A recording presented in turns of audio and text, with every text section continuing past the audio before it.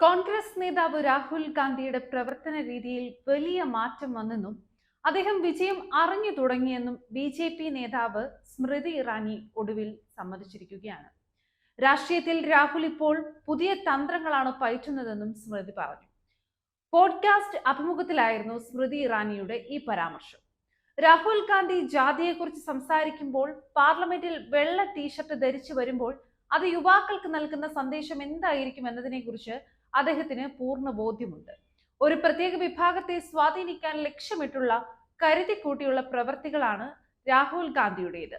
അത് നല്ലതെന്നോ ചീത്തയെന്നോ അപക്വമെന്നോ നിങ്ങൾക്ക് തോന്നിയാലും അതിനെ വില കുറച്ച് കാണാനാവില്ല. അത് മറ്റൊരു തരം രാഷ്ട്രീയമാണ്. ഇന്ത്യൻ രാഷ്ട്രീയത്തിൽ തന്റെ പ്രാധാന്യം നിലനിർത്താനുള്ള അദ്ദേഹത്തിന്റെ വിശാല തന്ത്രത്തിന്റെ ഭാഗമാണിത് എന്നുമാണ് സ്മൃതി ഇറാനി പറഞ്ഞത്. അതേസമയം കോൺഗ്രസിന്റെ മൃദു ഹിന്ദുത്വ സമീപനത്തെ സ്മൃതി ഇറാനി വിമർശിക്കുകയും ഉണ്ടായി. തെരഞ്ഞെടുപ്പ് പ്രചാരണ വേളകളിൽ രാഹുൽ ഗാന്ധി നടത്തിയ ക്ഷേത്ര സന്ദർശനങ്ങൾ അദ്ദേഹത്തിന് ഗുണം ചെയ്തില്ല എന്നും മറിച്ചത് വോട്ടർമാരിൽ സംശയമാണ് ഉണ്ടാക്കിയതെന്നുമാണ് സ്മൃതി ഇറാനി ഇപ്പോൾ പറയുന്നത്. ഇത്തരം പരാജയപ്പെട്ട തന്ത്രങ്ങളിൽ നിന്ന് മാറി നിൽക്കാനുള്ള തീരുമാനത്തെ തുടർന്നാണ് അദ്ദേഹം വിജയിച്ചു തുടങ്ങിയത്. പഴയ തന്ത്രങ്ങൾ ഫലിക്കാതെ വന്നതോടെ അദ്ദേഹം ജാതി രാഷ്ട്രീയത്തിലേക്ക് കളം മാറ്റിയെന്നും സ്മൃതി ആരോപിച്ചു.